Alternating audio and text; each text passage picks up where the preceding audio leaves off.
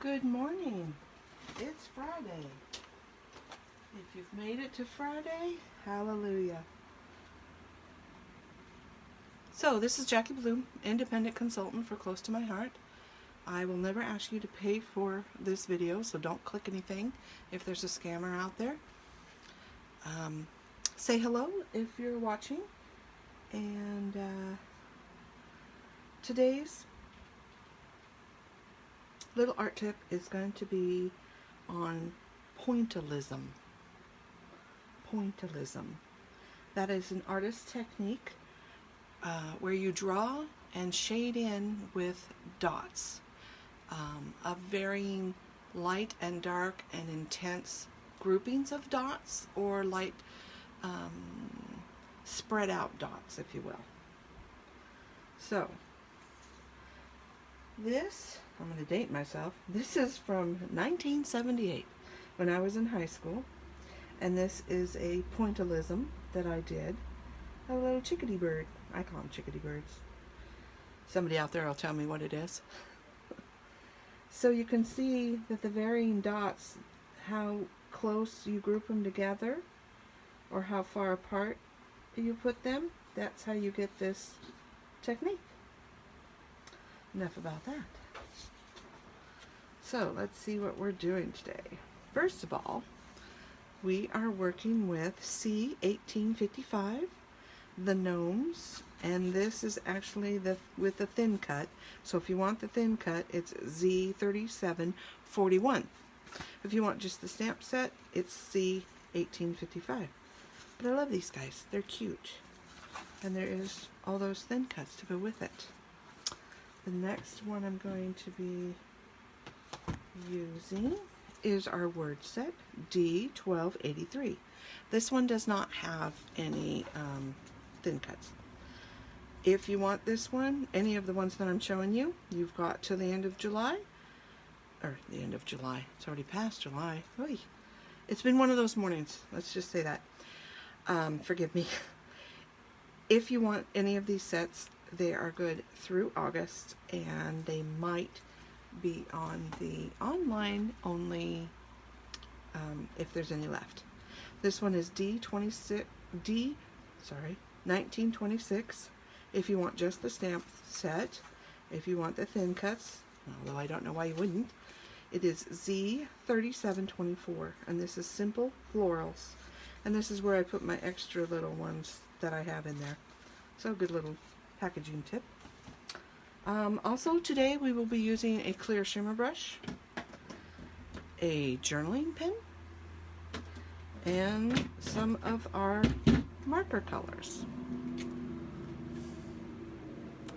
So the ones I've picked out are ice gray, light green, tan, fair skin, ice blue, and coral.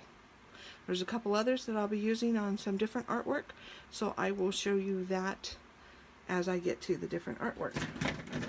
So let's take a look at what we are starting with.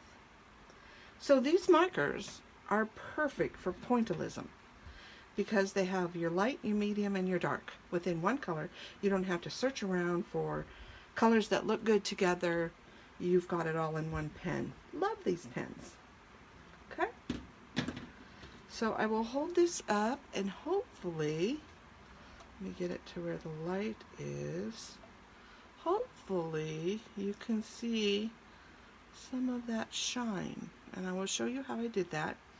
But right now, look at how this little guy and this part and all around here is just dotted, and I will show you how I did that. So here's a couple, and I'll try and hold it up. And you know, there's all different ways. Let's start with the green. So I'm going to go to my light green. I'm going to go to the light side. You're always going to go light, medium, dark, back to light if you need. So make sure that I'm on camera. There's a couple ways you can do it. You can just start by doing dots, and I kind of go up, back here. I kind of go, instead of doing this, a line, I kind of go up and back and space them out like that. Does that make sense? And you can also kind of color in around and then start dotting. It just fills it in a little bit more. Okay? So when I get up to the person, when I get up to this little guy, and if you do it on a side, it's going to give you a bigger dot than if you go straight down. So you can get varying sizes of dots. And hopefully, give it just a sec, hopefully you can see the varying dots. Let me know if you can hear me too, if anybody's there. Come on.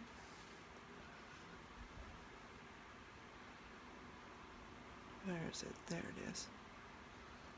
So hopefully you can see that the dots are different sizes.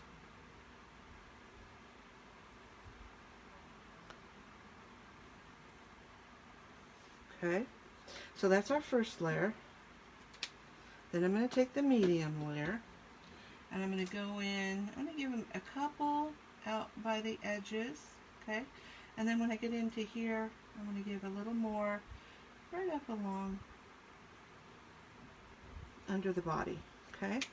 Then I'm going to go in with my darkest one and give a little bit more. Spreading those out. So this is a great alternative, and if it looks too much like polka dots, you can go back in and blend it out a little with the light shade. So hopefully you can see all of that. So that's how I did on here and around the base of these flowers. And you just notice that I just kind of did the underside. Let me hold this up. So I just kind of did the underside. I kind of got a little thicker, a little thinner as I went out towards the edges, a little thicker where it's deeper. Okay, does that make sense? My camera's too high. Can't see if anybody's saying anything. Okay, so I also wanted to show you how I did this little guy, because it's a little bit different. Somebody say something and make sure that you can hear me.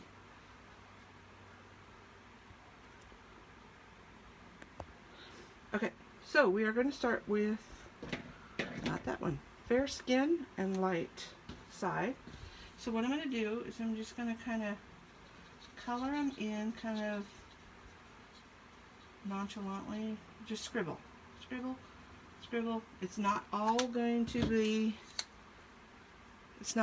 filled in. It's kind of just get it done. Okay, then I'm going to switch back over to my tan, starting with light again, and I'm just going to go in and like the corner of his arm, a little bit on his tummy, just kind of build up that. And in here I'm just going to do a polka dot pattern, and around his ear I'm going to make a little darker, under his arm, the bottom of his legs, and just build it up a little bit. Then let's see, take it a little bit more. Then we go to the medium, and we just kind of give us a little bit darker around the edges, do a little more in our quills. Okay, and then it's kind of looking polka dotty, so let's go back and kind of blend in with the light color. Oh gosh, I hope that's light. Ah, yes it is. And then we go on to our dark, and again, add in those little dark spaces. He's kind of little, so I'm kind of doing little dots. And then on his little quills, I'm kind of making sure that I hit those darker lines of ink for his quills. Okay? He's still looking a little polka dotty to me. I'm just going to kind of blend in with the light. a little bit, and I should have went back to this one. Not as good as my first one, but that's okay. It is what it is today. Okay. And then if you need to, go in and add, kind of swiped when I should have dotted. Add some more. And I'm just going to show you this one because that one came out terrible. So, let's see. There you go. Take your time with it. It's fun. It doesn't take that much longer than coloring something in. And it's fun. Okay? Give it a try. Like I said, with our markers, it makes it super easy. So let me show you how I did the flowers and these little critters. So I kind of came down and then I kind of just filled in. So I just kind of made a line around where I wanted it to go and then just filled in a little bit more. So kind of go up into those deep petals where it goes in and then out a little bit. Remember, if you point it like this, you're going to get those smaller dots than if you're doing it on this side. So I'm just going to go in and fill it in. Like I said, it's kind of fun. And go around like so. And then we would progress through the 3 colors. Like I said, keeping it up near everything. Who's that? Nobody. So that's my first card. And then they're just layered together. The other thing that I did was I took the rectangle, or no, the square stitch frame, and I did one in white and one in black. I raised up the white one and put the black one down on the card. This one here, I adhesived here and then raised it here so that way it would be nice and flush and it wouldn't bend down or anything. And then added some words. So that's the first card I wanted to share with you. The second card is, instead of doing this where we went around the outside and just filled in a little, now we're going to go and fill in the flowers. So that's what this looks like. And I'll bring this up closer so you can see it. And this, I just made a line with my journaling pen and some dots at the end. Just use your ruler, get it nice and straight, just a line and then some dots, and then I just went in and kind of did that same thing where you make a line and fill it in.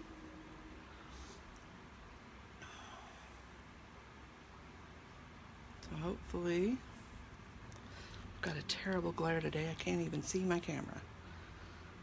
Hopefully you can see that, and hopefully if I wiggle it a little bit, you can see some of that shine on there. And let me, oh, I forgot to show you how I did that. Okay, so once you get done, shake, shake, shake your shimmer brush. Remember to pull it from both ends and not over your artwork because sometimes it'll spill. So then I just took the tip of this, which is really flexible, and I just went around and added some dots in between here and there. You really don't have to be too worried about it. Just on the underneath or wherever you would like them to be, really. And I just went along and added some kind of, so that way you didn't have to, I mean, you could fill this whole thing in with blue and make a whole big sky pattern if you wanted. I mean, it's endless to what you can do. Hopefully you can see, put it under my light. Hopefully you can see, I can see it shining. It's just shining, shining, shining. But maybe you can't. So on this one, I particularly like how this flower came out. I used the dark orange and then the lighter, and I didn't color all the way down to the bottom of the petals on that daisy. And just in these darker spots, let me find a pointer tool. That'll help. So again, I just did the darkest orange value here, and I left a little bit of white. And then I went and I did the light, but not all the way down to the bottom. And then I did the medium kind of along the lines and in between these little dark spots. and kind of up along here. And then I went back with the dark and just did a couple along there. Same with everything else. I did the light. I just polka dotted in here, polka dotted down here, and a little here, left some here. Oh, there's white in here, you can still see.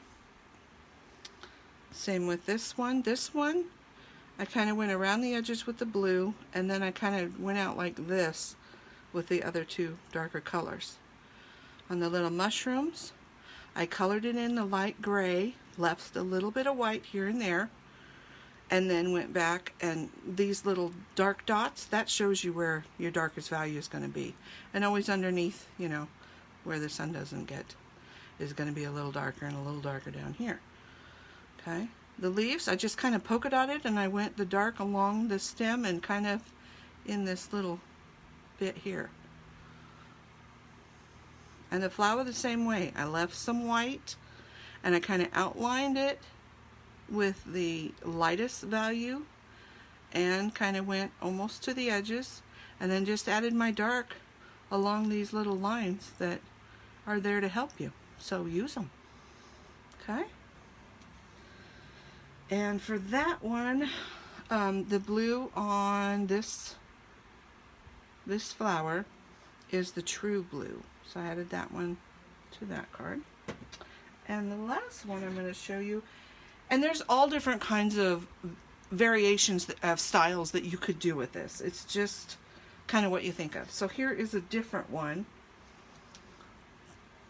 I'll put it down here first. And what I did was I just made my piece of white.